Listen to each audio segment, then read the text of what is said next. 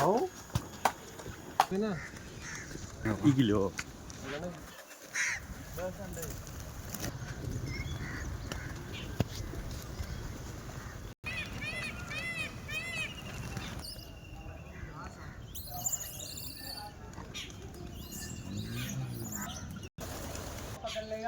सुना के एक बहुत बड़ी चीज